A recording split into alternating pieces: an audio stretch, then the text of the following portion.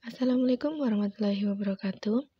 Saya Astafilhaq dengan NIM 2301660182, mahasiswa PPG Prajabatan Universitas Muhammadiyah Purwokerto, gelombang 2 tahun 2023, akan menjelaskan mengenai relevansi perjalanan pendidikan nasional dengan elemen koneksi antar materi.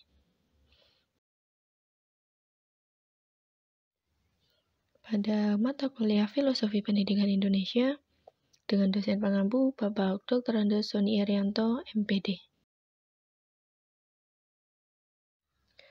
Apa saja sih yang akan saya bahas dalam kesempatan kali ini? Jadi, saya yang pertama akan membahas mengenai kesimpulan dari materi pada topik 1 mengenai perjalanan pendidikan nasional. Yang kedua, saya akan membahas mengenai refleksi pengetahuan dan pengalaman baru yang saya dapat setelah mempelajari materi pada topik ini. Untuk yang pertama, saya akan memaparkan kembali mengenai pendidikan zaman kolonial. Jadi, pendidikan pada zaman kolonial itu diselenggarakan hanya untuk menulis, membaca, dan menghitung seperlunya. Selain itu, hanya dikhususkan untuk calon pegawai serta rakyat yang menjadi pembantu dalam mendukung usaha dagang pemerintah Hindia Belanda. Jadi, pada zaman itu, rakyat Indonesia hanya disekolahkan untuk menjadi pegawai dari Belanda dan tidak ada kebebasan dari mereka untuk mengenyam pendidikan sebaik-baiknya. Lalu hadirlah Ki Hajar Dewantoro sebagai tokoh perubahan pendidikan pada zaman itu, di mana Ki Hajar Dewantoro itu melakukan gerakan transformasi pendidikan dan perkembangan di Indonesia. Beliau mendirikan Taman Siswa, yaitu pada tanggal 3 Juli tahun 1922. Dan Taman Siswa ini merupakan gerbang emas kemerdekaan dan kebebasan pendidikan kebudayaan bangsa Indonesia. Pada zamannya, Ki Hajar Dewantoro banyak memberikan pemikiran-pemikiran untuk bidang pendidikan di Indonesia.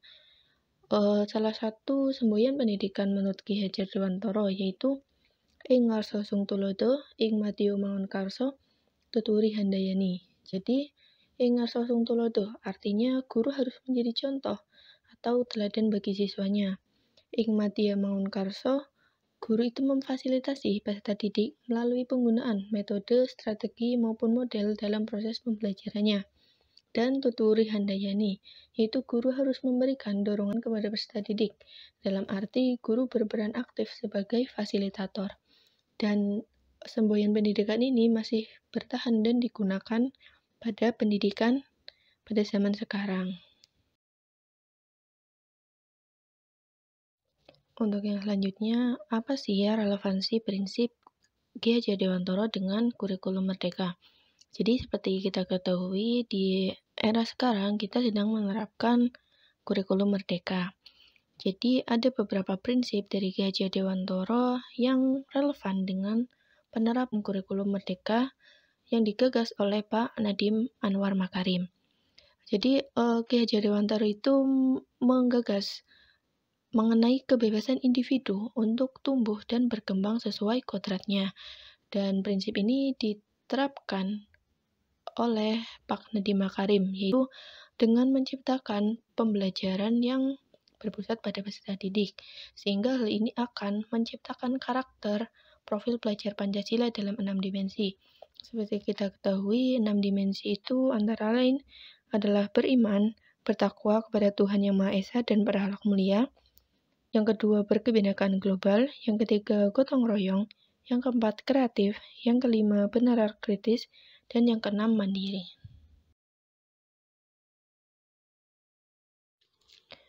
Setelah mempelajari materi mengenai perjalanan pendidikan nasional, kita akan mendapatkan pertanyaan refleksi, yaitu apa pendidikan yang membelenggu dan apa solusi yang dapat ditawarkan. Jadi menurut saya, faktor dari pendidikan yang membelenggu itu ada 4.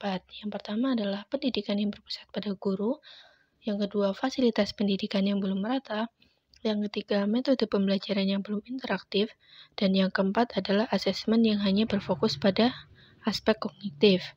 Dan solusi yang dapat ditawarkan, yang pertama adalah menciptakan pendidikan yang berpusat pada peserta didik, yang kedua melengkapi fasilitas pendidikan agar lebih diperhatikan. Yang ketiga adalah menggunakan pembelajaran berdiferensiasi dan dengan memanfaatkan teknologi sebagai media pembelajaran. Dan yang keempat adalah asesmen yang menyeluruh mencakup aspek kognitif, afektif, dan psikomotorik. Selanjutnya pertanyaan, siapa tonggak pemberantas belenggu kemerdekaan pendidikan? Menurut saya, upaya dan kinerja yang guru salurkan dalam menciptakan pembelajaran itu harus benar-benar memerdekakan peserta didik, sehingga hal ini dapat menjadi tonggak paling kuat bahkan untuk memberantas belenggu pendidikan nasional. Bagaimana mengawalinya? Dengan melakukan evaluasi dan refleksi diri tentunya, sebagai seorang guru harus selalu belajar dan mengembangkan diri sesuai dengan tuntutan zaman, agar pembelajaran di kelas lebih interaktif dan berpusat pada peserta didik. Yang selanjutnya adalah refleksi diri saya setelah mempelajari topik 1 mata kuliah Filosofi Pendidikan Indonesia.